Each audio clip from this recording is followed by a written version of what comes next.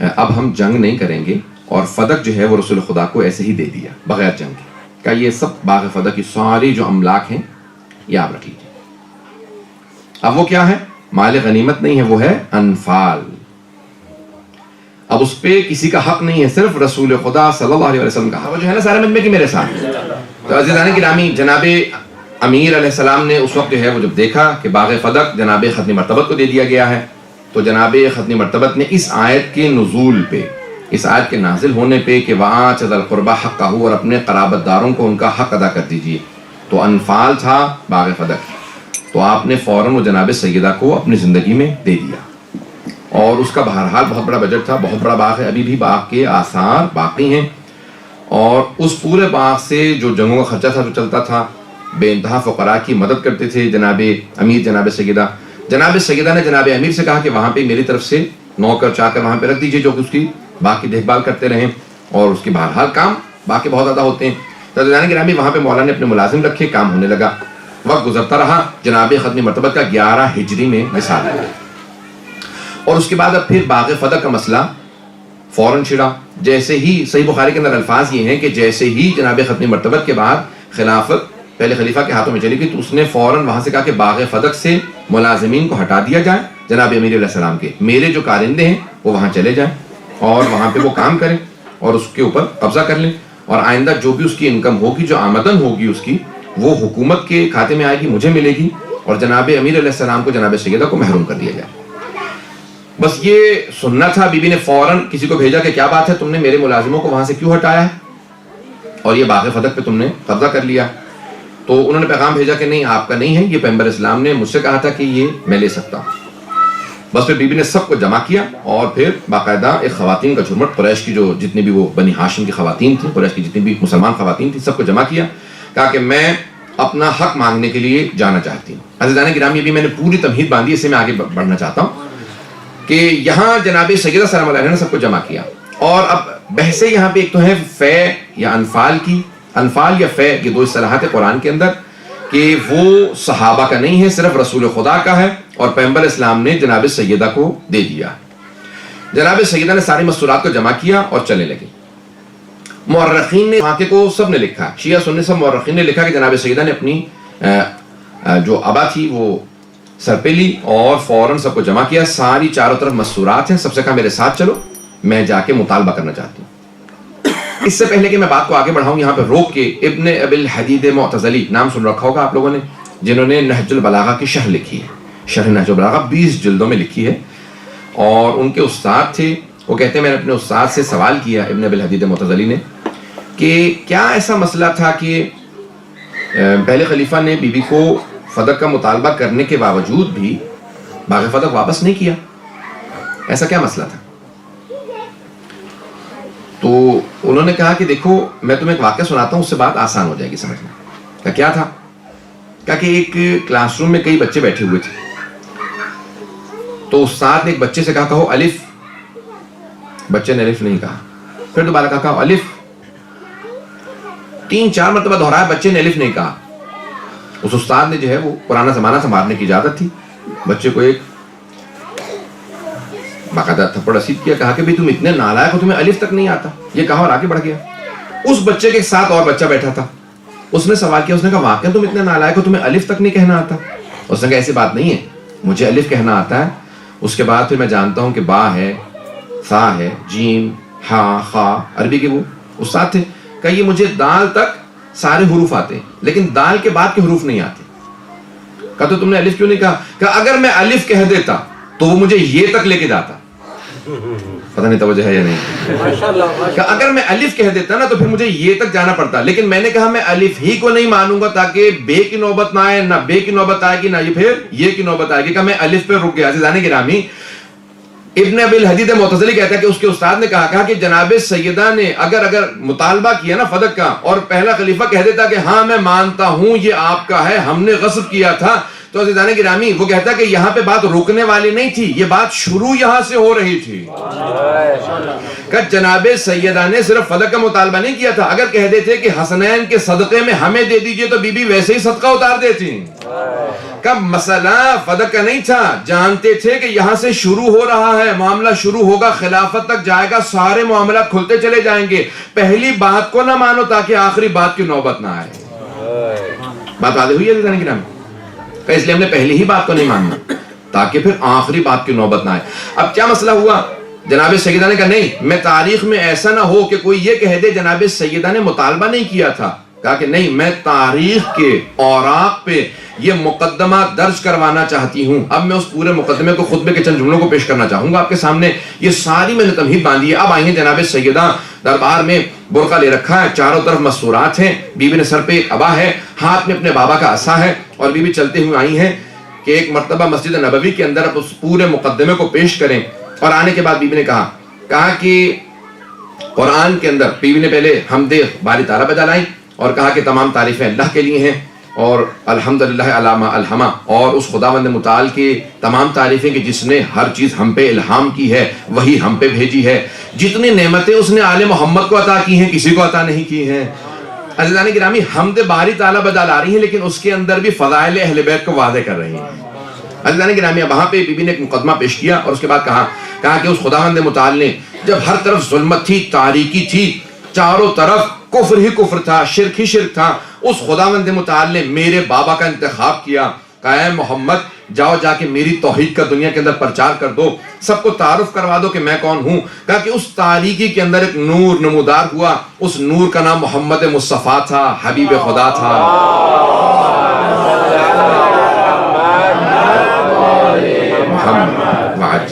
خطبہ سننے کے موڈ میں ہیں آپ لوگ عزیزان گرامی؟ بی بی نے اس خطبے کے جملوں کو شروع کیا اور کہا کہ دیکھو اے عربو، تم لوگ جانتے ہی نہیں تھے پاکیزگی کیا چیز ہے. وہ جو بارش کا پانی جمع ہو کے گودالوں میں کھڑا ہو جاتا، زمین میں گڑھے ہوتے ہیں نا، جب بارش ہوتی ہے تو گڑھوں میں پانی کھڑا ہو جاتا ہے، کہ وہ جو پانی گودالوں میں کھڑا ہو جاتا تھا، تم اس جمع شدہ پانی کو پی لیا کرتے تھے. میرے بابا نے تمہیں بتایا پاکیزگی کیا چیز ہے. کہ میرے بابا نے بتایا کہ دیکھو زمین میں کنویں کھودے جا سکتے ہیں، آب زمزم کو جاری کیا. کہ ہر چیز کی پاکیزگی میرے بابا نے سمجھائی. کہا کہ دیکھو تم لوگ کچھ نہیں جانتے تھے، جب سارے کے سارے دنیا کے بھیڑیے جمع ہو جاتے تھے، بیبی نے الفاظ استعمال کیے ہیں کہ جو بھیڑیے وولز، اب مجھے نہیں معلوم جرمن میں کیا کہتے ہیں، کہ جتنے بھی بھیڑیے گورگ، ہاں، یہ سارے کے سارے حملے کرتے تھے نا تم پہ، تو تم سب کے سب چاروں طرف سے ترس کھا کے ڈر کے بیٹھ جاتے تھے کہ وہ میرے ابن عم تھے، علی ابن ابی طالب تھے. کہ جتنے عرب کے بھیڑیے تھے جب وہ حملے کرتے تھے تو ایک اللہ کا شیر تھا، علی ابن ابی طالب. سارے عرب کے بھیڑیوں کے سروں کو توڑنے والا اللہ کا ایک شیر تھا جس نے تم میں سے کبھی کسی کو زحمت نہیں دی. جب تمہارے سروں پہ پرندے بیٹھے ہوتے تھے تم ہلنے کی کوشش نہیں کرتے تھے. وہ ایک علی تھے جو کھڑے ہوتے تھے، ہر عرب کے سر کو توڑ کے بتاتے تھے میں اللہ کا بھیجا ہوا شیر ہوں. اب جناب خاتون جنت نے تعارف کروایا، پہلے اپنے بابا کا تعارف کروایا. کہا کہ ہر تاریخ کے اندر کہا اگر ایک نور نظر آ رہا تھا وہ حبیب خدا کا نور تھا.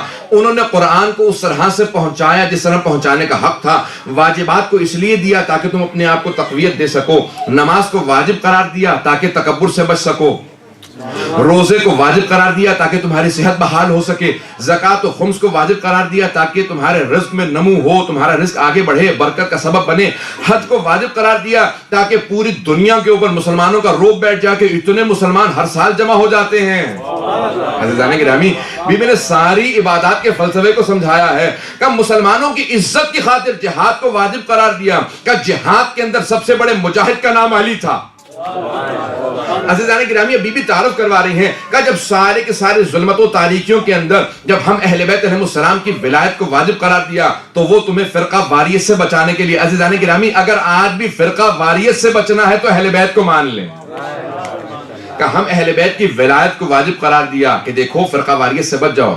امان من الفرقہ، امان ہے، فرقہ یعنی تفرقے سے، فرقہ بازی سے، کہ فرقہ بازی سے بچانے کے لیے اللہ نے ہماری ولایت کو تم پہ واجب قرار دیا. عزیزان گرامی، اب بی بی نے خطبہ دینا شروع کیا اور پھر ایک مرتبہ بی بی نے مجمع کو خطاب جب کر رہی تھی، ہر مجمع کا آدمی بہت روب سے سن رہا تھا. سناٹا ایسا تھا کہ اگر کوئی سوئی گر جائے تو محسوس یہ ہو کہ یہاں پہ آواز آنے والی ہے. عزیزان گرامی جب بی بی چل رہی تھی نا تو زمین قدموں کے بوسے دے رہی تھی, آسمان سے لبیک کی آوازیں آ رہی تھی, سارا مجمع اس طرح سے چھٹ رہا تھا جیسے عصمت کبریٰ کا پیکر ہو. جیسے ہی جناب خاتون جنت مسجد نبوی میں آئے تو سارے مجمع پہ ایک روب طاری تھا, نگاہیں زمین پہ گڑی ہوئی تھی, محسوس یہ ہو رہا تھا میدان محشر میں اللہ نے بلوایا.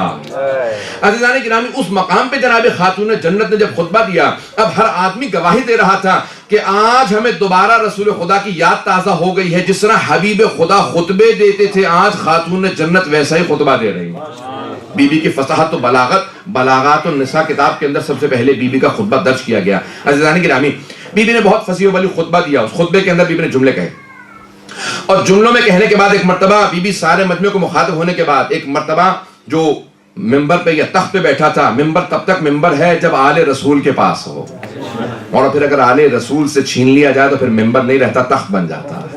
عزیزان گرامی بی بی نے فوراً تخت کی طرف رخ کیا اور ایک مرتبہ مخاطب ہو گیا, یبن ابی قحافہ. عزیزان گرامی عجیب انداز ہے, 18 برس کا سن ہے بی بی کا, لیکن خطبے کا انداز یہ ہے کہ کائنات کی ملکہ کلام کر رہی ہے.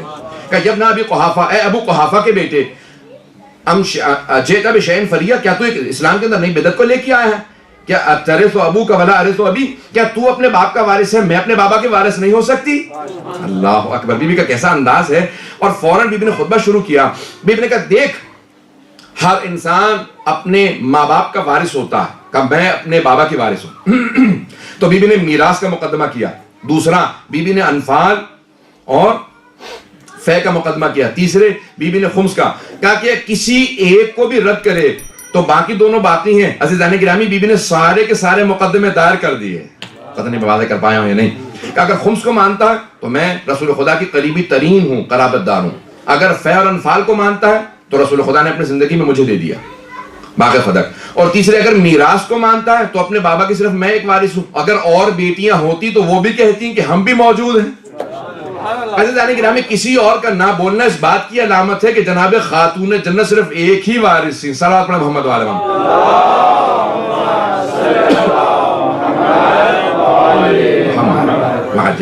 عزیزان گرامی کون ہیں جناب خاتون جنت؟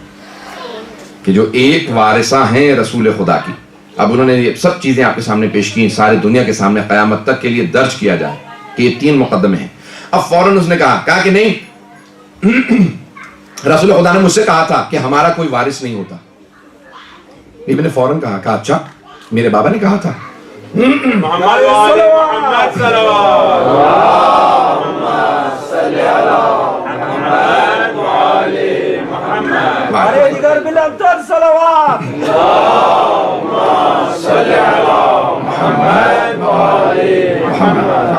عزیزان گرامی بی بی نے فوراً کہا کہ آیا ہر مومن اپنے باپ کا وارث ہے تو پھر میں اپنے بابا کی وارث کیوں نہیں؟ کہ کیونکہ آپ کے بابا نے مجھ سے کہا تھا کہ نحن معاشر الانبیاء لا نرث ولا نورث یا نورث, ہم قوم انبیاء نہ کسی کے وارث ہوتے ہیں نہ ہمارا کوئی وارث ہوتا. توجہ ہے مجھ میں کہ میرے ساتھ؟ اب اس نے جواب یہ دیا, کہا کہ نہ ہم کسی کے وارث ہوتے ہیں, نہ نبی کسی کا وارث ہوتا ہے اور نہ ہی نبی کا کوئی وارث ہوتا ہے. بی بی نے کہا کہ تو ہر بات پہ مجھ سے گواہ مانگتا ہے, تو ہر بات پہ کہتا ہے کہ گواہ لے کے آئیے, یہ آپ کی میراث ہے گواہ لائیے, یہ آپ کا ہے گواہ لائیے, مکان آپ کا ہے گواہ لائیے. بی بی نے کہا تو یہ بتا, یہ جو ابھی تو نے میرے بابا سے منسوب حدیث کہی ہے تیرے پاس کوئی گواہ ہے؟ اس نے کہا نہیں میرے پاس کوئی گواہ نہیں, مجھے رسول خدا نے تنہائی میں کہا تھا. پتہ نہیں بات پہنچ رہی ہے کہ نہیں پہنچ رہی ہے. عزیزان گرامی میری کئی مرتبہ بحث ہوئی, میں نے بہت سے لوگوں سے پیش کیا اس بات کو, کہا کہ نہیں وہ اپنی جگہ پہ صحیح تھے, بی بی اپنی جگہ پہ صحیح تھی. میں کیوں؟ کہا بی بی اپنی میراث مانگ رہی تھی, ان کا حق بنتا تھا, اور وہ بھی صحیح تھے کیونکہ پیغمبر نے ان سے کہہ دیا تھا. عزیزان گرامی اگر معاذ اللہ پیغمبر نے کہا ہوتا تو ان سے کہنے کی کیا ضرورت تھی؟ بی بی سے کہہ دیتے میراث مت مانگنا, قیامت تک کے لیے سارے شیعہ پیچھے پڑے رہیں گے. پتہ نہیں بات واضح ہو رہی ہے یا نہیں ہو رہی؟ تو جس سے متعلق تھا ان کو بتا دیں آپ کی میراث نہیں ہے. یہ ہمسائے والوں کو بتانا میرے بچوں سے حق چھین لینا, یہ نہیں سوچتے کہ پیغمبر پہ حق جا رہا ہے, یہ کہنا کہ تم حق چھین لینا اور ان سے نہیں بتا رہے کہ حق مت مانگیے گا. تو کہا کہ نہیں مجھ سے پیغمبر نے کہا تھا، بی بی نے کہا کوئی گواہ لے کیا؟ عزیزان گرامی اس نے کہا میرے پاس کوئی گواہ نہیں ہے، رسول خدا نے تنہائی میں کہا تھا۔ تو ایک خاتون بولی بابا جان تنہا نہیں تھے، میں بھی پردے میں بیٹھی ہوئی تھی، میں نے سنا تھا۔ عزیزان گرامی جس نے گواہی پیش کی، توجہ کیجیے گا سارے مجمع کی توجہ ہو، جس نے گواہی پیش کی اسی نے کل اپنے باپ کے مرنے پہ کہا میرے بابا کو میرے گھر میں دفنا دو۔ کہا یہ رسول خدا کا گھر ہے آپ کا نہیں، کہا میری میراث ہے۔ جو جناب سیدہ کی میراث کا انکار کر دے اپنی میراث کیسے مانگے؟ پتہ نہیں بات واضح ہے یا نہیں ہے؟ عزیزان گرامی کہا کہ میری میراث میں میرے بابا کو دفنا دو۔ کہا کہ تم نے تو کہا تھا بابا جان انبیاء کا کوئی وارث نہیں ہوتا، یہ آپ نے بالکل صحیح کہا، میں سن رہی تھی۔ عزیزان گرامی پھر اپنی میراث مانگنے کا حق نہیں رہتا۔ میں بہت آپ کے سامنے تفصیل سے پیش کر رہا ہوں، مقدمے کو سنتے جائیے گا۔ تو عزیزان گرامی جناب سیدہ نے کہا کہ تو گواہ لے کے آ۔ کہا کہ نہیں گواہ آپ لے کے آئیے کیونکہ باغ فدق آپ مجھ سے مانگ رہی۔ بی بی نے کہا میں مانگ نہیں رہی ہوں، باغ فدق میرے پاس تھا، تو نے میرے ملازموں کو ہٹایا۔ توجہ کیجئے گا عزیزان گرامی، پوری دنیا میں قانون ہے، اسلام سے لیا گیا، برطانیہ نے دیا ہے، the law of possession اسے کہتے ہیں، قانون قاعدۃ الید عربی میں کہا جاتا ہے، یعنی قبضہ جسے کہتے ہیں کہ جو چیز جس کے قبضے میں ہوتی ہے وہ اسی کی ہے۔ یہ امامہ میرے سر پہ ہے، اگر کوئی آدمی کہے یہ امامہ میرا نہیں ہے اس کا ہے تو مجھے گواہ کی ضرورت نہیں ہے۔ جو آدمی میرے خلاف کہے گا نا یہ امامہ اس کا، وہ میرے خلاف گواہ لائے گا کہ امامہ اترواؤ یہ امامہ میرا۔ توجہ کیجئے گا عزیزان گرامی، اسے کہتے ہیں لا آف پوزیشن، جو چیز جس کے پاس ہے اسی کی ہے۔ دوسرا جو مقدمہ دائر کرے گا وہ گواہ لے کے آئے۔ بی بی نے کہا میرے نوکر ملازم وہاں کام کرتے ہیں، اگر تو کہتا کہ تیرا ہے تو تو گواہ لے کے آ، مجھ سے کیوں گواہ مانگتا ہے؟ اب تک وہاں پہ ہمارے وہاں پہ نوکر کام کرتے رہے، 4 سال سے لوگ کام کر رہے ہیں، تو آج کہہ رہا کہ تیرا، تو تو گواہ لے کے آ۔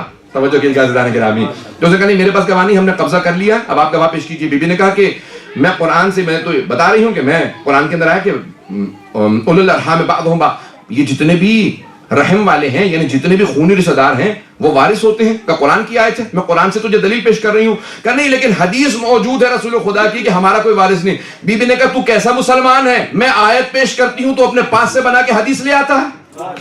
توجہ توجہ توجہ عزیزان گرامی، بی بی نے کہا میں آیت پیش کر رہی ہوں۔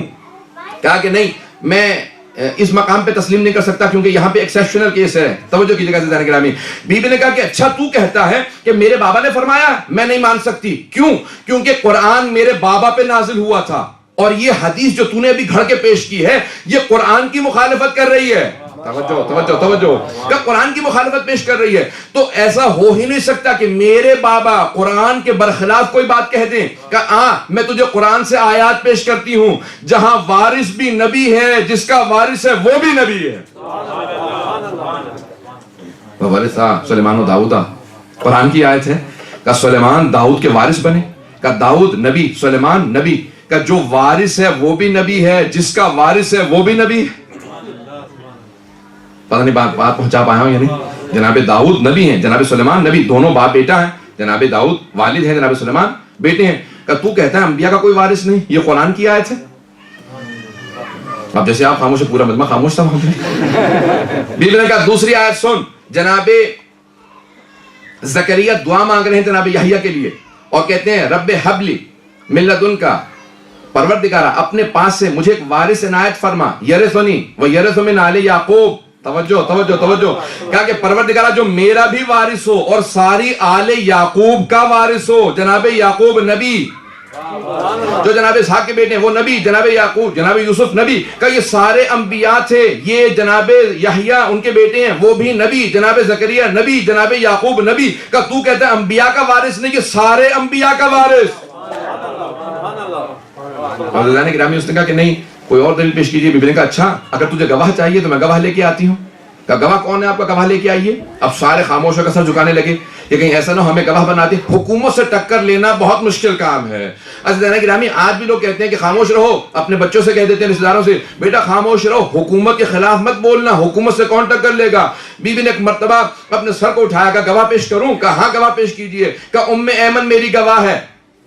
جناب ام ایمن کے لیے کہا کہ یہ میری گواہ ہے۔ کہا نہیں یہ خاتون ہے، ان کی گواہی آدھی ہے۔ جناب ام ایمن کھڑی ہو گئی۔ کہ تم نے سنا نہیں تھا پیغمبر نے کہا تھا ام ایمن میری ولادت کی گواہ ہے، اگر یہ گواہی دے تو گواہی آدھی نہیں پوری ہے۔ نعرہ صلوات، اللہم صلی علی محمد و آل محمد۔